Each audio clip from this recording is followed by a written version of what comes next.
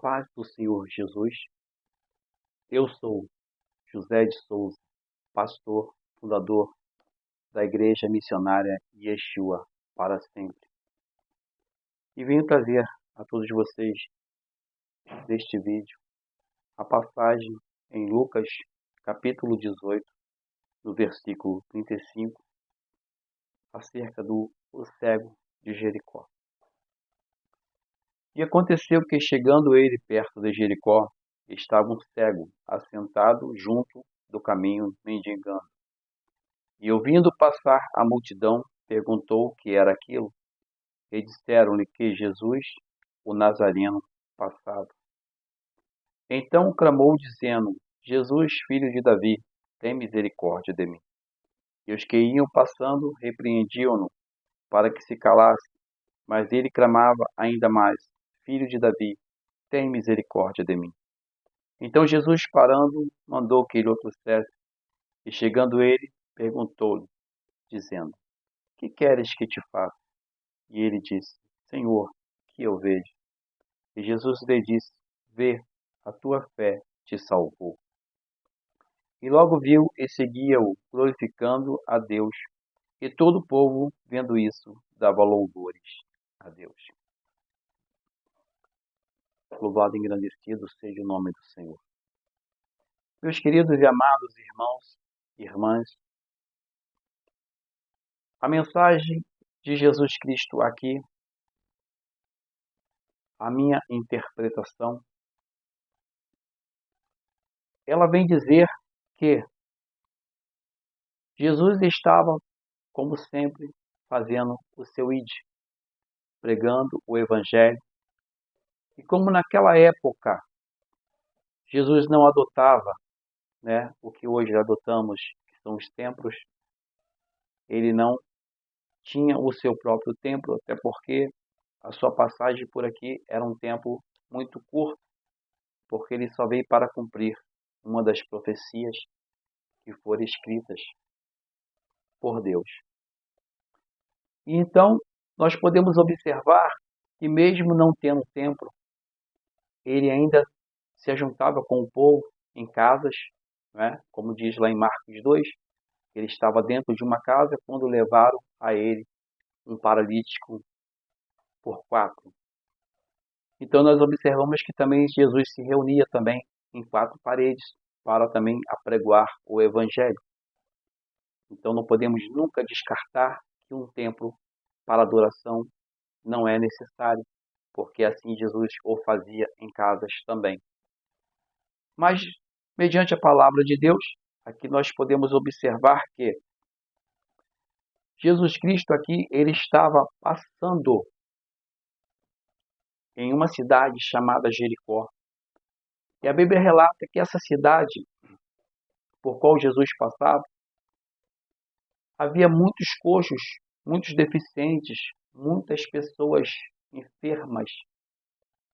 Mas naquele caminho que ele passou, segundo a palavra de Deus relata aqui, em Lucas 18, 35, que acabamos de ler, a palavra de Deus diz que Jesus passou, simplesmente passou. Ele não olhou para a esquerda, ele não olhou para a direita, ele somente seguiu em frente e passou. O que eu quero definir nesta palavra? Nós podemos observar que no mesmo livro de Lucas, lá no capítulo 10, Jesus ele conta uma parábola sobre o bom samaritano. E ele fala sobre essa parábola dizendo que o sacerdote, vendo o homem caído na rua, passou de largo e não o ajudou. Depois Jesus conta que um levita também veio e também vendo o homem caído, ferido, passou de largo e também não o ajudou. Mas segundo a palavra, em Lucas 10,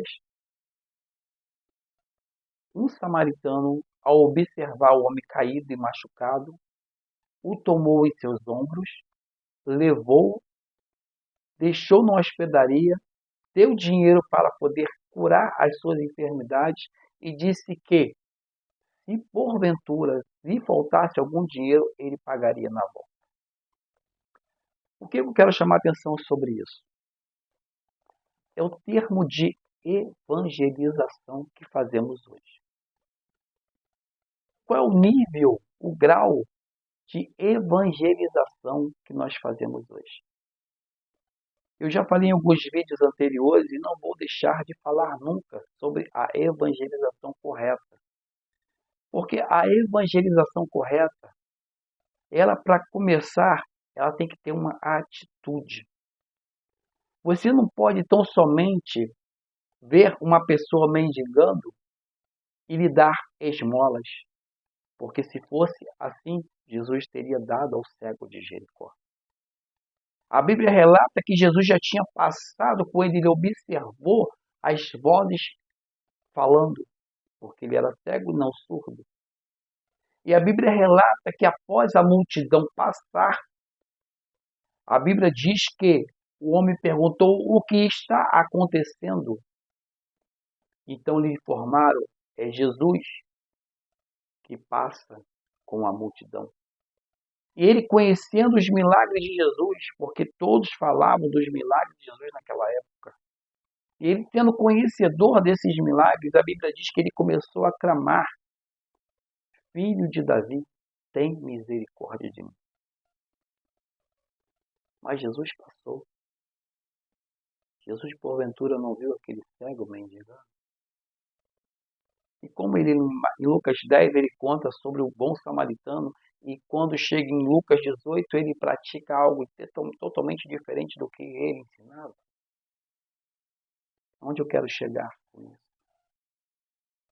Eu quero chegar, irmãos, que muitos hoje estão pregando o evangelho,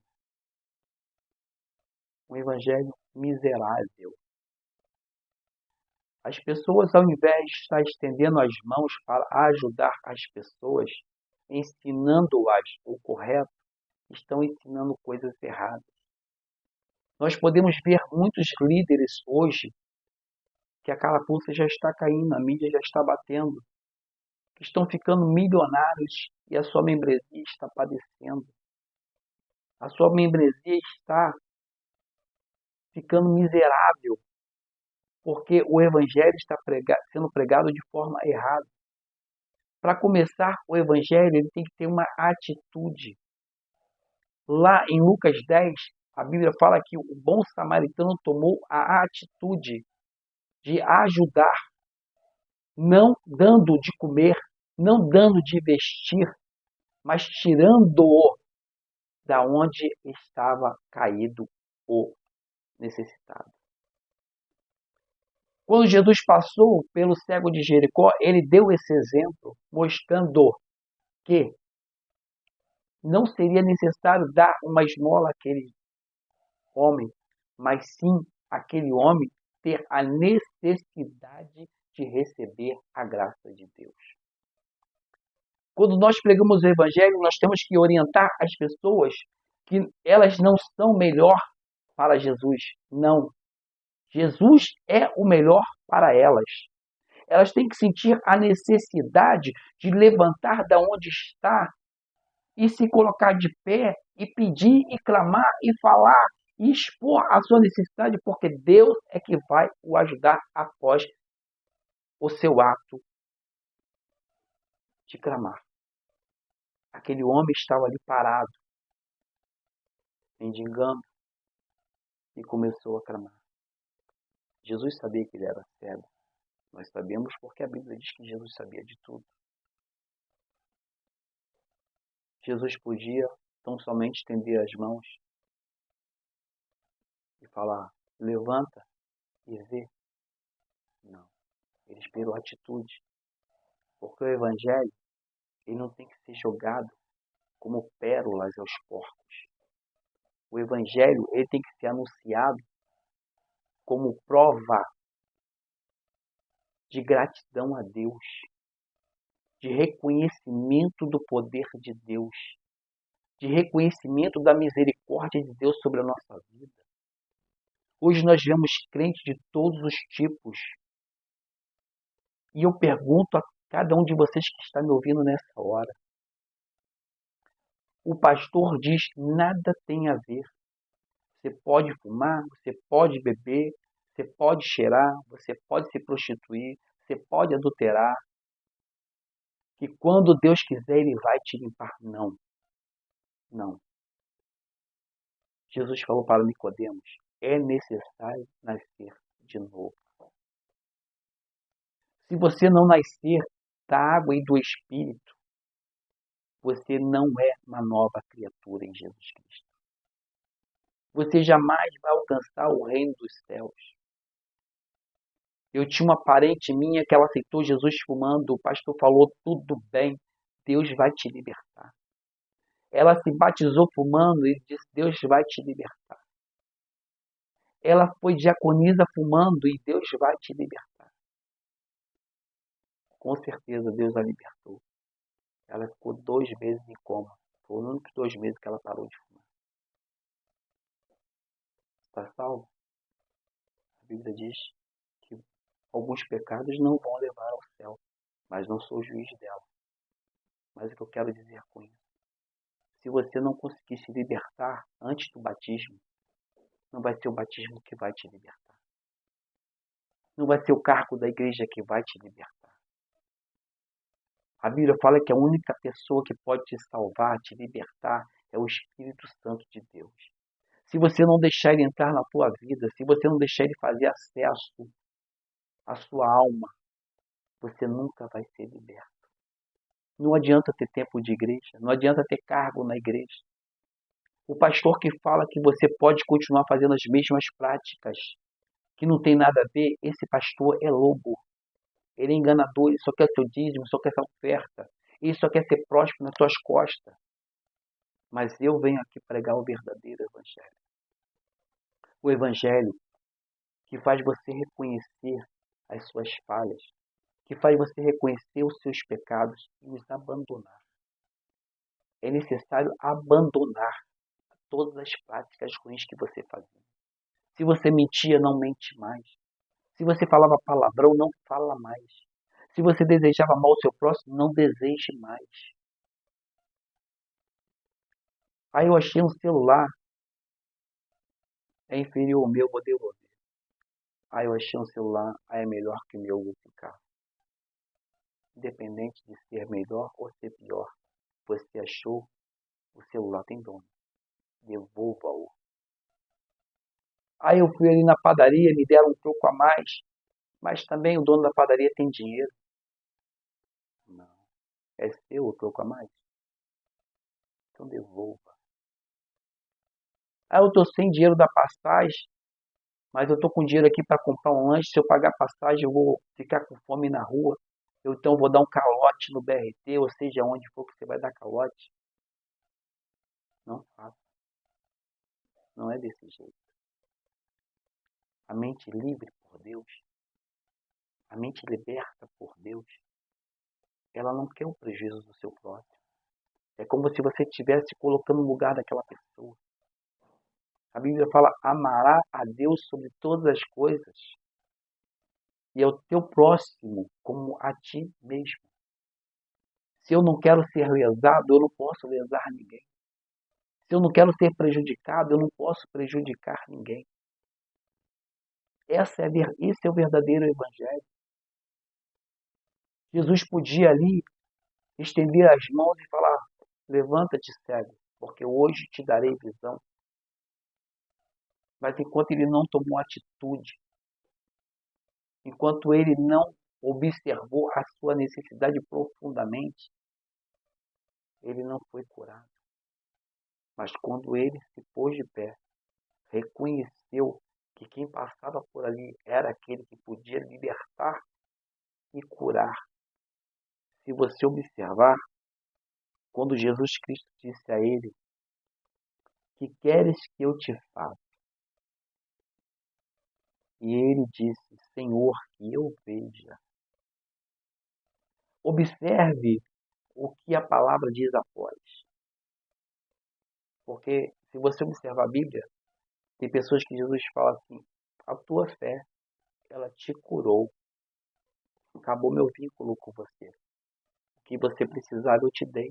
Vá em paz.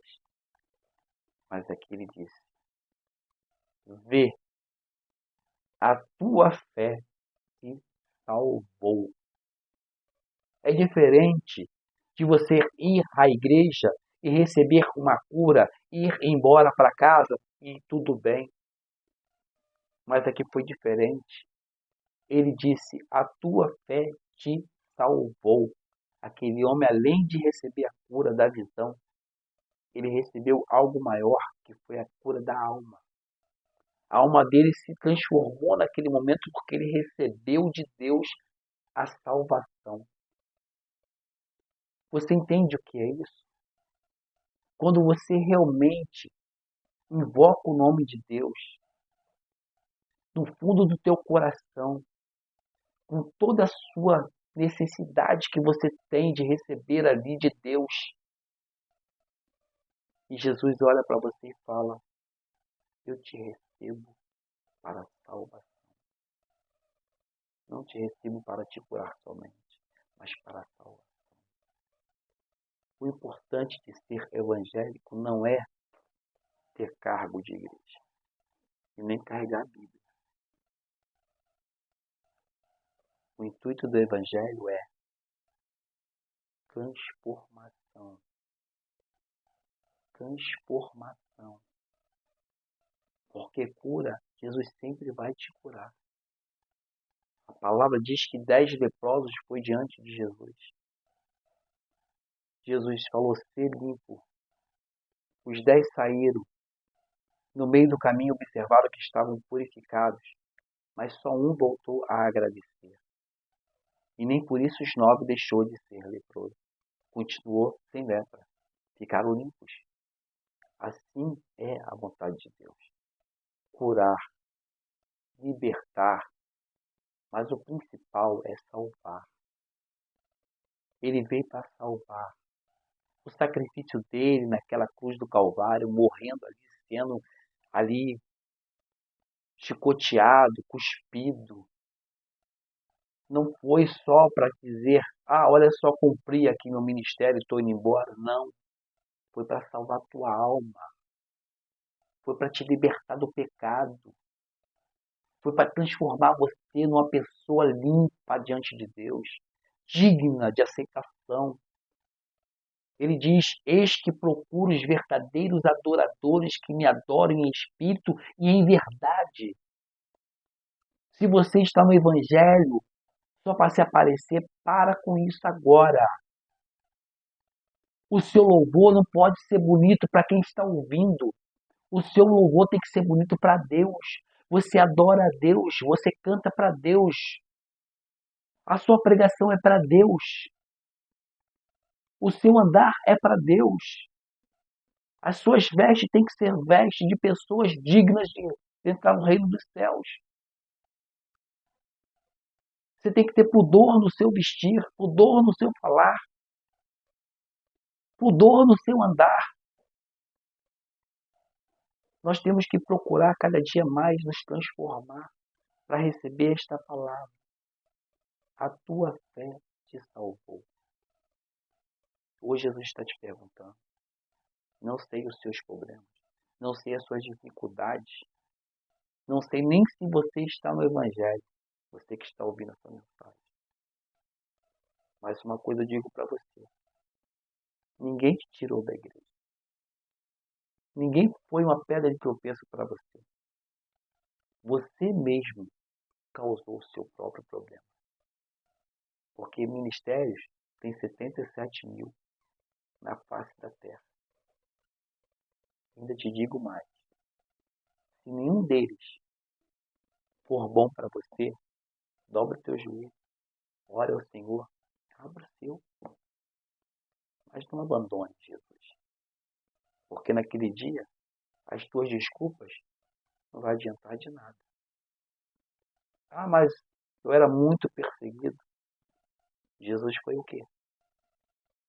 Vai ver a história dos apóstolos, tirando de Judas, que tirou a sua própria vida. Vai ver dos outros 12. E até de Paulo. Como foi as perseguições. Então, não se justifica apontar o erro de ninguém. Não se justifica jogar a culpa em ninguém. Se você pode receber essa palavra, receba, porque ainda você está ouvindo e vendo. Mas vai chegar um dia que você vai fechar os olhos e eles podem não abrir mais. E após esse dia é o juízo. E o juízo cabe a Deus. Assim, eu agradeço a todos. Que esta mensagem fique guardada no tábua do teu coração. E que as graças e misericórdia de Deus ainda possam te alcançar. Independente de quem te machucou, Jesus te ama. Ele está passando aí. Não perca essa oportunidade de gritar e clamar. Ele vai te ouvir. E você vai receber o que você precisa das graças, das bênçãos e das misericórdias de Deus. Em nome de Jesus. Deus abençoe a todos.